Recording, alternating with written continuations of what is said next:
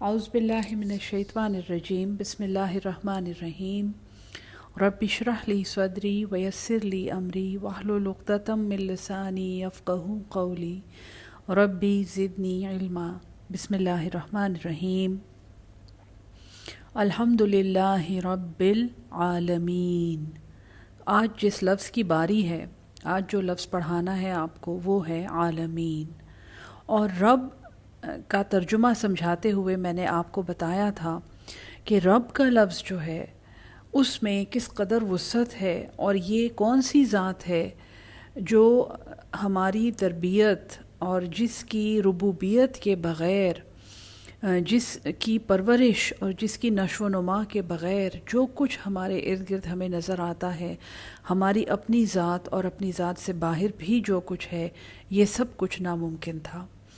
ایک نامعلوم طریقے سے تخلیق کرنے والا، نامعلوم اجزاء کو اکٹھا کر کے ایک تخلیق کا آغاز کرنے والی ذات، اور پھر اس تخلیق کی ہوئی مخلوق کو اس طرح بنانا کہ اس کا ڈیزائن مکمل فعال ہو اور مکمل طریقے سے، ایک کامل طریقے سے وہ ایگزسٹ کرے، اور پھر اس کو اسپیشلائز کرنا۔ یہ سارے مرحلے میں نے آپ کو کل رب پڑھاتے ہوئے پڑھائے تھے، اور رب کے ساتھ ہی میں نے بتایا تھا کہ اس کے مادے میں تربیت اور نشو و نما اور پرورش شامل ہے، یعنی انتہائی محبت سے پرورش کرنے والی ذات جو ہے وہ ربوبیت کی صفت ہے۔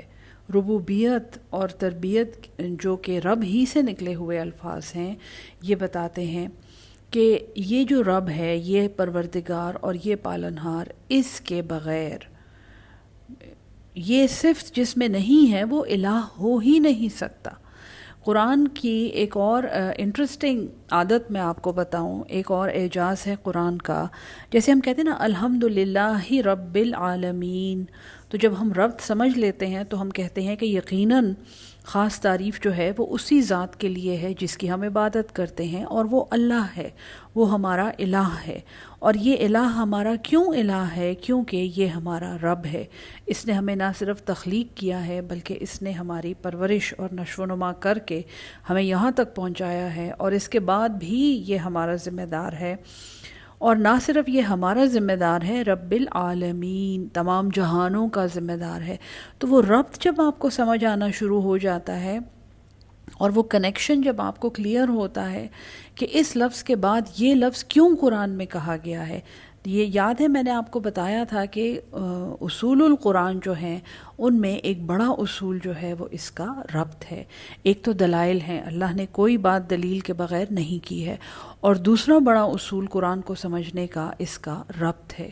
اگر ایک صورت ایک جگہ پڑی ہوئی ہے تو وہ کیوں ہے، اور اس صورت میں آیات جس طرح ایک دوسرے سے کنیکٹڈ ہیں اور مربوط ہیں تو ایسا کیوں ہے، وہ سمجھنا جو ہے یہ قرآن کو سمجھنے کے لیے بہت ضروری ہے۔ تو الحمدللہ کہہ کے پھر ہم اللہ تعالیٰ کی ربوبیت کا اعتراف کرتے ہیں، اس کے سسٹینر اور اس کا پروردگار ہونے کا اعتراف کرتے ہیں۔ اور جب ہم یہ کہتے ہیں تو ہم کہتے ہیں ہمارا رب، ٹھیک ہے نا؟ لیکن قرآن کے شروع میں ہی اللہ تعالیٰ کیا کہتا ہے؟ رب العالمین، تمام جہانوں کا رب۔ اب یہ عالمین کا لفظ جو ہے، جیسے ہم کہتے ہیں عالمگیر پوری دنیا میں، یا ہم کہتے ہیں عالمی طاقتیں، پوری دنیا میں یہ طاقتیں پھیلی ہوئی ہیں، یا عالمی حالات، تو عالم جو ہے یہ دنیا کو کہتے ہیں۔ اس کا ڈائریکٹ ٹرانسلیشن جو ہے وہ ہے دنیا، اور عالمین جو ہے وہ اس کی جمع ہے، اس عالم لفظ کی جمع ہے۔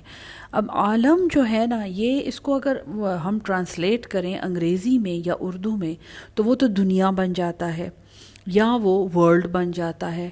عالمین جو ہے وہ پھر دنیائیں بن جائے گا، یا وہ ورلڈز بن جائے گا۔ لیکن عربی میں جب آپ عالم کے لفظ کو دیکھتے ہیں اور آپ تھوڑا غور کریں تو آپ کو پتہ چلے گا کہ یہ عالمہ، عین لام میم، یہ ہے نا روٹ، یہ روٹ تو علم کی بھی روٹ ہے، تو معلوم بھی اسی سے نکلا ہے۔ تو یہ عالم جو ہے، جیسے آپ شاعری میں دیکھیں، یہ عالم شوق کا، یہ بھی کہتے ہیں نا کہ یہ تو اس عالم کا کیا مطلب ہے؟ تھوڑا غور کریں آپ۔ اس عالم کا مطلب ہے اسٹیٹ، کہ یہ عالم شوق کا، یعنی کہ یہ اسٹیٹ جو ہے اس شوق کی اور اس انٹرسٹ کی، تو وہ اسٹیٹ جو ہے وہ زیادہ اس کو سوٹ کرتا ہے. یہ لفظ جس معنی میں استعمال ہوا ہے خاص طور پہ قرآن میں، عالمین کا مطلب ہے آل اسٹیٹس، آل ورلڈس. تو ایک ذرا ریسٹرکٹ کرنے والی بات ہے. اگر آپ اس کو بہت زیادہ بھی وسیع طریقے سے سوچیں تو شاید آپ کہیں گے ہاں سارے ستاروں کا اور سارے سیاروں کا اور جو ساری دنیائیں ہیں ہمارے ارد گرد وہ ان کا رب ہے. ٹھیک ہے، لیکن اس عالمین میں جو ہم اردو میں کہتے ہیں نا مکان ہیں، ایک تو وہ دنیا ہے اور ورلڈز ہے، تو اس کو آپ مکان کہہ دیں، لیکن یہ صرف مکان کا رب نہیں ہے، یہ زمان و مکان کا رب ہے. اسی لیے اسٹیٹس کا جو لفظ ہے نا، وہ انگریزی کا لفظ جو ہے وہ اس کو زیادہ سوٹ کرتا ہے اس کے معنی کو، کہ یہ صرف کسی ایک دنیا کا رب نہیں ہے، کسی ایک پلانٹ کا، اس کائنات کا بھی اگر ہم کہہ دیں یونیورس کا رب ہے تو ہمارے ذہن میں یہ سب سے بڑی چیز ہے، لیکن یہ زمان و مکان کا رب ہے. یہ یونیورس کا رب تو ہے، لیکن ازل سے لے کر ابد تک، اور جب دنیا ختم ہو جائے گی اور شاید یہ کائنات بھی جب ختم ہو جائے گی، اس کے بعد بھی جو ایک ابدی زمانہ ہے یہ اس کا بھی رب ہے. تو یہ جب انسان کو اگر تھوڑی سی بھی سمجھ آنی شروع ہو جائے تو وہی بات کہ اللہ کی ذات جو ہے یہ تحیر، حیرت اور درماندگی پیدا کرنے والی ایک ذات ہے. یعنی انسان سوچ سوچ کے اس کو عاجز ہو جاتا ہے. یہ نہیں کہ اس کی سوچ ختم ہو جاتی ہے، وہ یہ فیصلہ کرتا ہے کہ اس سے زیادہ مزید آگے میں سوچ ہی نہیں سکتا. اگر میں مزید سوچوں گا تو میں واپس اسی پوائنٹ پہ پہنچوں گا جو میں ابھی سوچ رہا ہوں. تو یہ وہ ذات ہے جس کا صرف آپ اس کی وسعت کا بھی ہم اندازہ نہیں لگا سکتے. رب العالمین، تمام جہانوں کا، تمام مکانوں کا، تمام زمانوں کا یہ رب ہے. اور رب کا بھی ہمیں وسعت تو پتہ ہے کہ یہ ان کو زیرو سے شروع کر کے اور اس کو تخلیق کرنے والا اور اس کو کیلکولیٹ کر کے صحیح طرح ڈیولپ کرنے والا اور پھر اس کو اسپیشلائز کرنے والا، اس سے اس کا مقصد حاصل کرنے والا، پھر اس کو مارنے والا، اس کو ختم کرنے والا، اور پھر اس کو دوبارہ زندہ کر کے اس سے حساب لینے والی ذات، یہ وہ رب ہے، رب العالمین. قرآن شروع ہوتے ہی انسان کو غور و فکر کی ایک ایسی دعوت اللہ دیتا ہے جو ہزارہا سال کی تخلیق کے بعد بھی آج انسان کی عقل سے باہر ہے. مطلب کیا آپ کو زمان و مکان کی جو فزکس کی تھیری ہے، جو اس کی طبیعاتی تھیری ہے، کیا آپ کو اس کا علم ہے؟ اگر نہیں ہے تو آپ کوانٹم میکینکس اور کوانٹم فزکس کی چھوٹی چھوٹی ویڈیوز یوٹیوب پہ دیکھیں. میری طرف سے یہ آپ کو ایک نصیحت ہے اور ایک وصیت ہے کہ یہ میں آپ کو نہیں سمجھا سکتی. مطلب میں تو ایک ڈاکٹر ہوں اور میں نے قرآن پڑھا ہے، اللہ کا فضل ہوا ہے، یہاں تک پہنچی ہوں کہ آج یہ آپ کو سنا رہی ہوں، اور یہ میرے ساتھ یہ میرے اوپر اللہ کا بہت بڑا احسان ہے کہ آپ جیسے لوگ مجھے ملے ہیں جو آپ سن رہے ہیں، سوچ رہے ہیں، پروسیس کر رہے ہیں.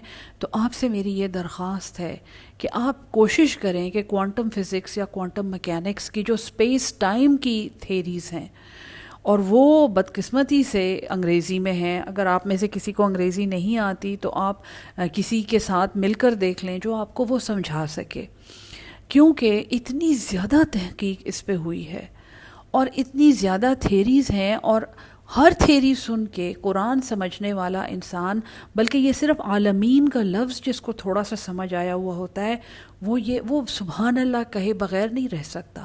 وہ حیران رہ جاتا ہے کہ یہ لادین لوگ اور یہ جن کو ہم کافر کہتے ہیں، وہ صرف اپنی تحقیق کی بیسس پہ ایسی کنکلوژنز پہ اور ایسی تھیریز بنانے پر قادر ہیں جس کے ذریعے وہ آپ کو سمجھا دیتے ہیں کہ یہ عالمین کیا چیز ہے، اور یہ لامتناہی اور انفینٹ سلسلہ جو ہے کریشن کا یہ کیا ہے، وہ آپ کو سمجھا سکتے ہیں. اب ہماری بدقسمتی ہے کہ نہ ہم تحقیق کرتے ہیں، نہ ہم ریسرچ کرتے ہیں، بلکہ ہم میں سے تو زیادہ تر سوچتے بھی نہیں ہیں. ہم تو بس کھاتے پیتے ہیں اور ھذا من فضل ربی کر کے الحمدللہ سبحان اللہ کر کے فوت ہو جاتے ہیں. تو یہ یعنی کہ کیا آپ کو یہ پتہ ہے کہ یہ جو ہماری کائنات ہے، یہ جو یونیورس ہے، دراصل یہ ہزاروں لاکھوں یونیورسز کا مجموعہ ہے جس کو ملٹی ورس کہتے ہیں. اور یہ ثابت کر چکے ہیں، یہ میں آپ کو کہانی اور تھیری نہیں بتا رہی آپ کو، یہ ثابت ہو چکا ہے کہ جب یہ ہماری کائنات معرض وجود میں آئی تھی، جب وہ بگ بینگ ہوا تھا، تو اس وقت ایک ایسا حادثہ ہوا تھا. اس کو یہ تو حادثہ کہتے ہیں، ہم تو کہیں گے کہ اللہ میاں نے یہ کام کیا ہے، وہ تو یہ تو کہتے ہیں دا ایکسیڈنٹ آف نیچر. تو صرف یعنی کہ یہ تو صرف ان جہانوں کی تفصیل ہے جس میں ہم اور آپ پائے جاتے ہیں. آپ ذرا سوچیں ان ان گنت ممکنہ جہان جو اس بگ بینگ کے ساتھ ہی معرض وجود میں آ گئے تھے، اور ان کا احاطہ اللہ تعالیٰ نے اس عالمین میں کیا ہے. ہم اپنی تخلیق کی وسعت سے مسحور اور حیرت زدہ رہ جاتے ہیں. اور اس کے بعد اللہ تعالیٰ یعنی کہ اللہ تعالیٰ یہ سمجھاتا ہے کہ دیکھو یہ تمہاری حیثیت ہے. العالمین کہتے ہی انسان کو اپنی حیثیت کا اندازہ ہو جانا چاہیے کہ اللہ تعالیٰ کی تخلیق کی وسعت میں اس کی کیا حیثیت ہے. آپ سوچیں، ہم جیسی ذات جس کو اللہ نے العالمین پڑھایا ہے، ہم بھی یہ سمجھتے ہیں کہ ہماری کوئی حیثیت ہے اور ہم کچھ ہیں، اور ہم تو بڑے زبردست ہیں. اور حتیٰ کہ ہم صرف زبردست نہیں ہیں، ہم اتنا سوچ سکتے ہیں کہ ہماری سوچ اور ہماری سمجھ جو ہے وہ تو اللہ تعالیٰ کے احکامات کو بائی پاس کر سکتی ہے. ہم زیادہ اچھی طرح سمجھتے ہیں. ہم کبھی یہ نہیں سوچتے کہ اللہ کی تخلیق کی وسعت کو تھوڑا سا اس نظر سے دیکھیں کہ اس میں ہماری کیا حیثیت ہے، اور اس کے باوجود کہ ہماری کیا حیثیت ہے، اس اللہ کا ہم پہ کس قدر احسان ہے. کتنے بڑے بڑے احسانات اور کیسی کیسی نعمتیں اس رب العالمین نے ہم پہ کی ہوئی ہیں. کہاں کہاں اس نے ہمیں اپنی ترجیح بنایا ہوا ہے، کہاں کہاں کس کس موقع پہ اس اللہ نے ہمیں تھام کے رکھا ہوا ہے. وہ اللہ جو ہمارا رب ہے، اور نہ صرف ہمارا رب ہے بلکہ وہ رب العالمین ہے. تو امید ہے کہ یہ اس کو میں نے اسی لیے لمیٹڈ رکھا ہے کیونکہ اس کے بعد جو الفاظ آ رہے ہیں، الحمدللہ رب العالمین الرحمن الرحیم.